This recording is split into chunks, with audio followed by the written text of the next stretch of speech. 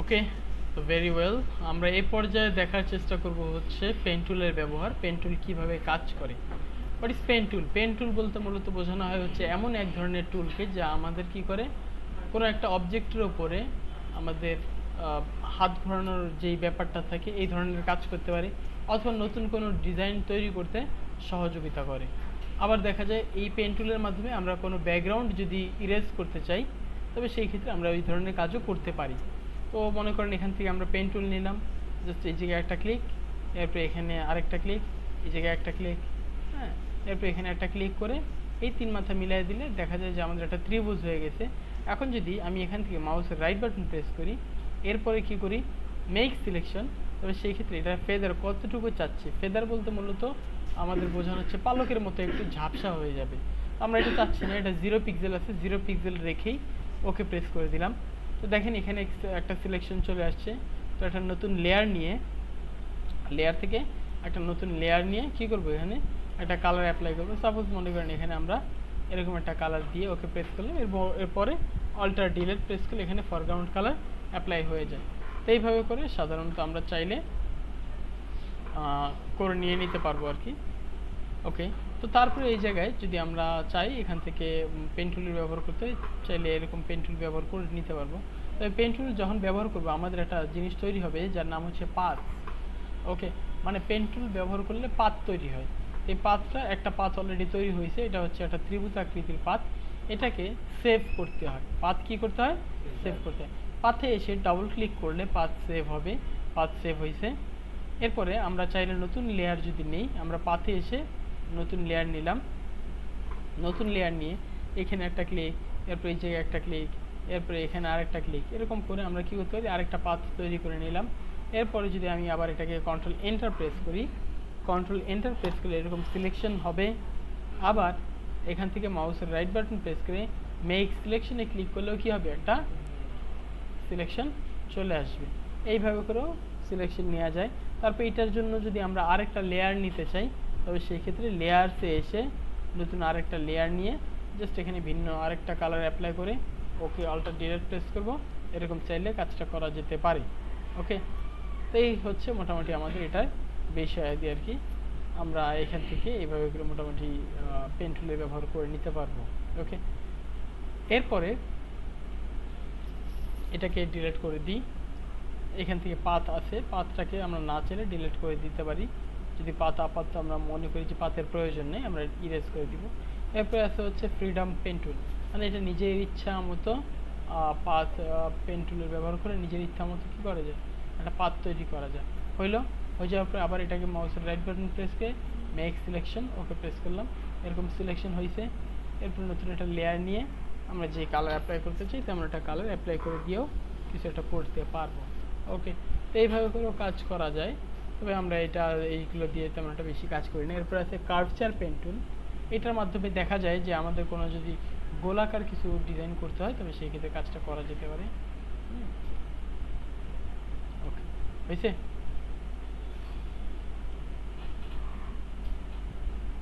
তো কার্ভচারে ক্লিক করলে আমাদের বৃত্তাকার একটা এরকম ডিজাইন করে দেয় আর কি। বৃত্তাকার কিছু যদি আমরা তৈরি করতে চাই, তবে সেই ক্ষেত্রে এখান থেকে করে নিয়ে নিতে পারবো। পাথে এসে এই জায়গায় ডাবল ক্লিক করে আবার এটাকে সেভ করা যায়। ওকে, এখানে নতুন একটা লেয়ার নিয়ে কন্ট্রোল এন্টার, সিলেকশন আসলো, এরপর অল্টার ডিলেট প্রেস করে একটা কালার অ্যাপ্লাই করে দিলাম। এইভাবে করেও চাইলে কি করা যায়, কার্ভচার পেন টুল দিয়ে কার্ভচার করা যায়, মানে বৃত্তাকার বা গোলাকার করা যেতে পারে। ওকে, তো এটাকে ধরে এরকম ডিলিট করে দিলাম। এরপরে আছে হচ্ছে লাইক মনে করেন এখানে আছে অ্যাড অ্যাঙ্কর পয়েন্ট। মনে করেন এখানে অ্যাড অ্যাঙ্কর পয়েন্ট করার জন্য আমরা পেন টুলে যাব, এই জায়গায় একটা ক্লিক, এখানে একটা ক্লিক, এই জায়গায় একটা ক্লিক, এখানে একটা ক্লিক এবং এই জায়গায় একটা ক্লিক। এখানে মোট মাথা আছে চারটা। কয়টা? চারটা। এই চারটা মাথাকে ধরে এটাকে মুভ করা যাবে। তবে আমি যদি চাই নতুন আরেকটা অ্যাঙ্কর পয়েন্ট অ্যাড করব, তবে সেই ক্ষেত্রে অ্যাড অ্যাঙ্কর পয়েন্ট এখানে ক্লিক করে জাস্ট এই জায়গায় একটা ক্লিক করে কী করতে পারি, এরকম আরও একটা পয়েন্ট তৈরি করে নিলাম। হয়েছে? এরপরে চাইলে এটাকে কি করা যায়, এরকম একটু গোলাকার করা যেতে পারে। হ্যাঁ, তবে মনে করেন এখানে মানে এই পার্টটা ধরলে এই পোর্শনটাও নড়ে, ওই পোর্শনটাও নড়ে, দুই সাইডই কী হচ্ছে, মুভ হচ্ছে, রাইট? আমরা যদি এমনটা না চাই, যে আমি যেই পোর্শনটা ধরতেছি সেই পোর্শনটায় মুভ করুক, এরকম যদি চাই তবে সেই ক্ষেত্রে অল্টার ধরবো। কি করব? অল্টার। অল্টার ধরলে দেখছেন এই সাইডটাই শুধু মুভ করতেছে, ওই পাশ কি মুভ করে? করে না। যখন আমি অল্টার ছেড়ে দিব তখন দুই পাশেই কি হবে? মুভ হবে। ক্লিয়ার? অল্টার ধরলে শুধুমাত্র যেই পাশটা ধরছি শুধুমাত্র সেই পাশটাই মুভ করবে। ক্লিয়ার? এরপর কি আছে? এরপর আছে হচ্ছে ডিলেট অ্যাঙ্কর পয়েন্ট। এই অ্যাঙ্কর পয়েন্ট যদি আমরা না রাখতে চাই, ডিলেটে ক্লিক করে দিলে আছে, এই অ্যাঙ্কর পয়েন্ট কিন্তু এখানে আর নাই। আবার এই জায়গায় এসে যদি আমরা কি করি? কনভার্ট অ্যাঙ্কর পয়েন্ট, তবে সেক্ষেত্রে আমাদের এই অ্যাঙ্কর পয়েন্টগুলোকে আমরা কনভার্ট করে নিয়ে নিতে পারবো। কনভার্ট করে নেওয়া যাচ্ছে? ক্লিয়ার?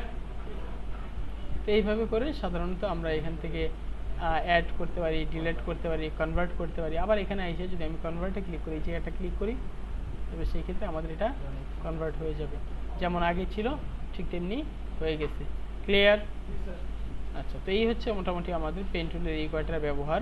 তো এবার যদি আমরা চাই একটা ব্যাকগ্রাউন্ড ইরেজ করব এই পেন টুল ব্যবহার করে, তবে সেই ক্ষেত্রে কীভাবে করব? সাপোজ মনে করেন এখান থেকে আমরা পেন টুলে একটা ক্লিক করলাম। পেন টুলের বিষয় হচ্ছে এই যে এটা যেখানে শুরু হয় সেখানে এনেই এটাকে আবার শেষ করতে হয়। ওকে, সাপোজ মনে করেন আমি এটাকে জুম করলাম, অল্টার ধরে স্ক্রল আপ করলে মাউসের যে স্ক্রল উপরের দিকে আছে এটা একটু টানলে তবে সেক্ষেত্রে একটু জুম হয়। জুম হয়ে যাওয়ার পরে এখানে একটা ক্লিক করব, ক্লিক করে এখানে একটা ক্লিক, এই জায়গায় আরেকটা ক্লিক, এরপরে এই জায়গায় একটা ক্লিক,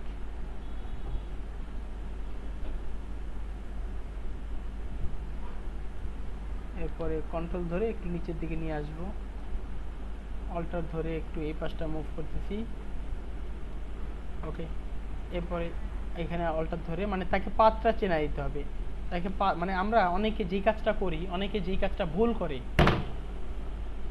সেটা হচ্ছে এই জায়গায় একটা ক্লিক করে, মানে সে এই জায়গায় ক্লিক করে, মানে এই জায়গায় ক্লিক করে অতিরিক্ত টেনে দেয় না, যার ফলে কি হয় না? পাথটা সামনের দিকে আগায় না। এই জন্য আমরা এই কাজটা এভাবে করে করবো না। কি করব? জাস্ট এই জায়গায় যখন একটা ক্লিক করব, এখানে একটা ক্লিক করে একটু টেনে দিব।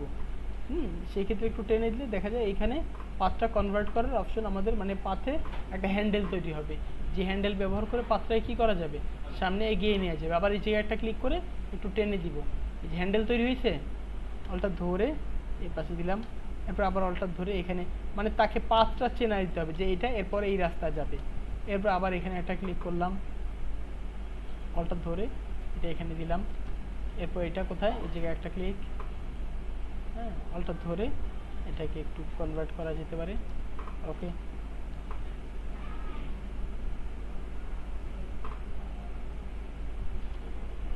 আবার এই জায়গায় একটা ক্লিক,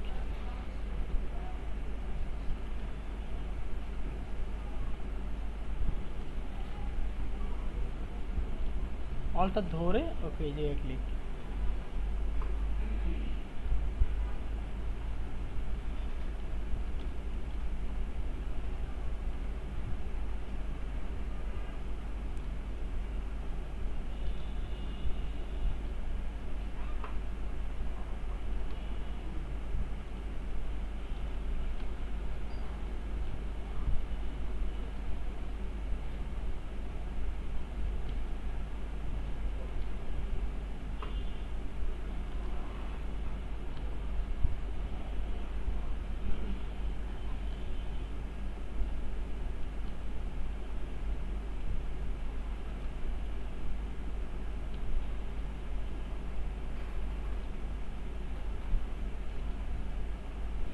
জাস্ট ওকে, এখানে একটু এই জায়গায় একটা ক্লিক করলাম, অল্টার ধরে আমি কি করতেছি? এটাকে একটু কনভার্ট করে নিচ্ছি, মানে যেইখানে যাবে সেই জায়গাটাও চেনা দিচ্ছি হচ্ছে কোন কিসের মাধ্যমে? অল্টারের মাধ্যমে। ওকে,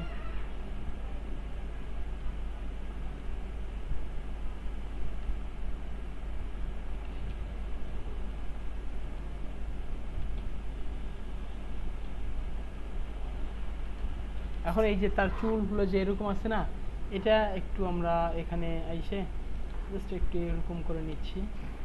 চুলগুলো কাটা পড়লো না, হ্যাঁ, চুলগুলো আমরা কি করে নিই? কাটি নেই, দেখছেন?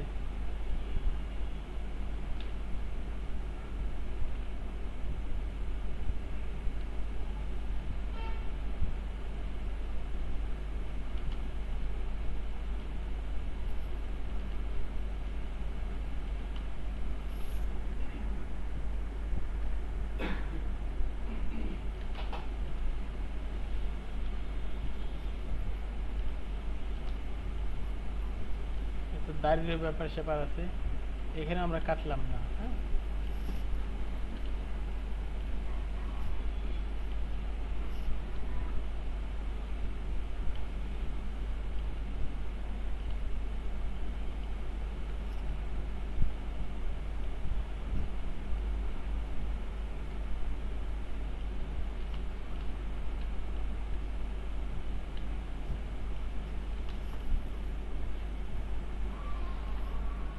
এখানে ক্লিক করে, মানে এখানে ক্লিক করার পরে আমরা এরপরে নেক্সট কোথায় যাচ্ছি, ওখানে যাওয়ার জন্য এই যে পয়েন্টটা আছে ওই জায়গায়, ওই ওয়েতে, ওই রাস্তায় তাকে ছেড়ে দিতে হবে টেনে, যে এরপরে সে এই ওয়েতে যাবে। হ্যাঁ,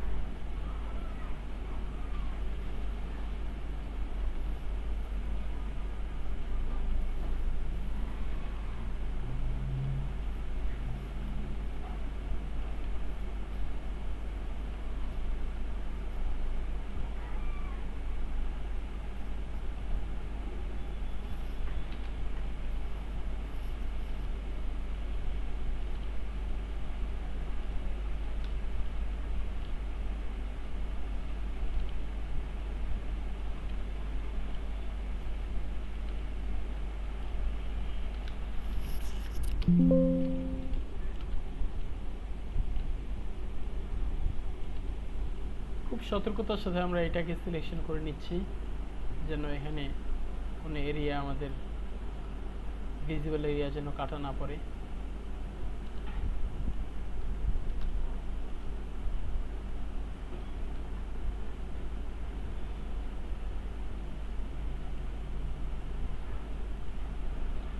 তো এরকম করে আমরা এটাকে সিলেকশন করলাম, সিলেকশন করে পাথে আসবো, কোথায়, পাথে এসে ডাবল ক্লিক করব। ওকে, এরপরে এখানে এসে কন্ট্রোল এন্টার প্রেস করলে আমাদের এরকম সিলেকশন হইলো। সিলেকশন হয়ে যাওয়ার পরে এই ছবিটা সিলেকশন থাকা অবস্থায় কন্ট্রোল জে প্রেস করবো, কন্ট্রোল জে। তাহলে সেই ক্ষেত্রে কী হয়েছে, এটা আমাদের এরকম কপি হয়েছে না, মানে এই জায়গায় শুধু আমাদের কী রয়েছে, ছবিটা, মূল ছবিটা রয়ে গেছে। আর এই মূল ছবিটার উপরে এরকম কি আছে, আমাদের এরকম চুলের যে পোর্শনটা আছে, এই পোর্শনটাকে যদি আমরা একটু ঠিকঠাক করে নিতে চাই, তবে সেই ক্ষেত্রে কী করব, জাস্ট এই জায়গায় এসে আমরা কন্ট্রোল ধরে একটা সিলেকশন করব, কোথায় পাথ থেকে এসে এই পাথে একটা ক্লিক করলাম। ক্লিক করে আমরা যে কোনো একটা সিলেকশনে ক্লিক করব, কোথায়, মানে যে কোনো একটা সিলেকশন বলতে এখান থেকে মনে করেন রেক্টেঙ্গুলার মার্কি টুলে আমরা সিলেকশন করলাম। সিলেকশন করলে এখানে একটা অপশন ভিজিবল হয় যার নাম হচ্ছে সিলেক্ট অ্যান্ড মাস্ক। এখানে একটা ক্লিক করব। ক্লিক করে জাস্ট আমরা এখানে আমাদের আছে রিফাইন এডস ব্রাশ টুল, কি আছে, রিফাইন এডস ব্রাশ টুল। এই রিফাইন এডস ব্রাশ টুলে এসে জাস্ট আমি এই হোয়াইট এরিয়াটা তাকে ধরাই দিচ্ছি। তাহলে সেই ক্ষেত্রে সে কি চুল কাটতেছে, চুল বাদে সে ব্যাকগ্রাউন্ডটা আমাদের কি করতেছে, ইরেজ করতেছে, রাইট। তো এইভাবে করে আমরা একটু সতর্কতার সাথে জাস্ট চুল বাদে এই এরিয়াটাকে রিফাইন এডস ব্রাশ টুলের মাধ্যমে কি করব, কেটে নিব।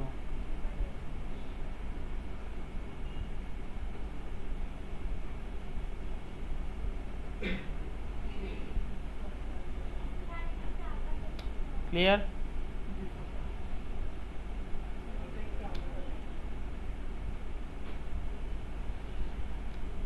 ঠিক আছে, ওকে।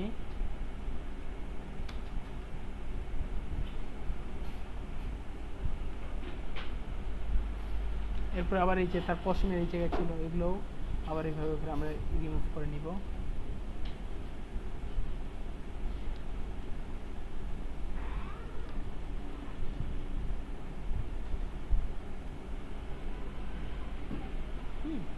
তো এরপরে আমরা এখান থেকে ট্রান্সপারেন্সিটা আমরা 100% রেখেছিলাম, আর এখানে শো হাই কোয়ালিটি প্রিভিউ দিব। কোথায় checkmark? Show high quality preview.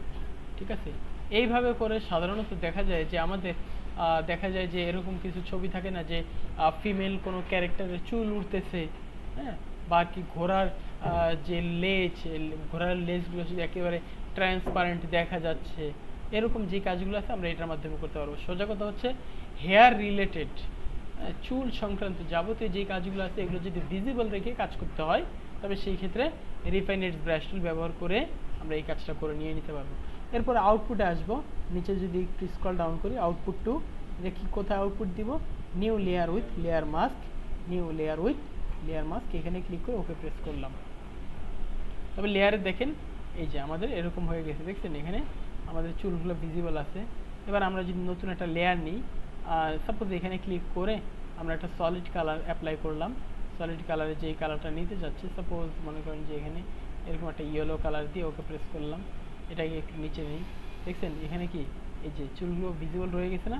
তবে এখানে একটু মনে হয় ঝামেলা আছে, এই ঝামেলাগুলো যদি দূর করতে চাই, যেহেতু এটা মাস্কিং লেয়ার, এটা কি মাস্কিং লেয়ার, এখানে আইসে এই জায়গায় ক্লিক করব, ক্লিক করে কি আছে যে ব্রাশ ব্যবহার করে একটু ব্রাশটাকে ছোট করব, ব্রাশটাকে একটু ছোট করে এরপর আমাদের যে হোয়াইট কালার ব্রাশ আছে, হোয়াইট কালার ব্রাশ দিয়ে না, ব্ল্যাক কালার ব্রাশ দিয়ে আমরা একটু টেনে নিব।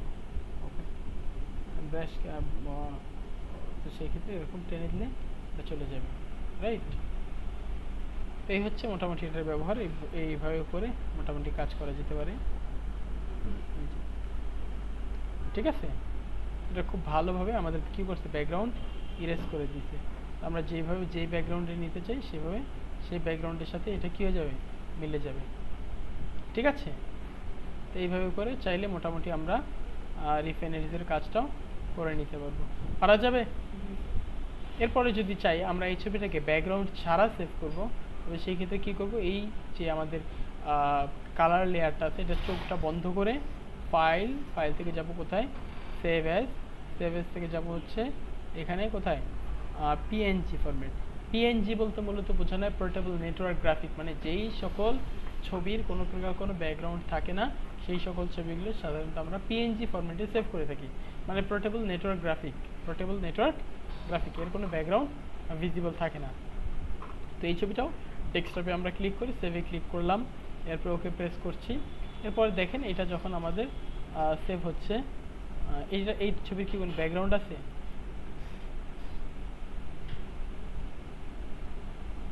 আছে কোনো ব্যাকগ্রাউন্ড?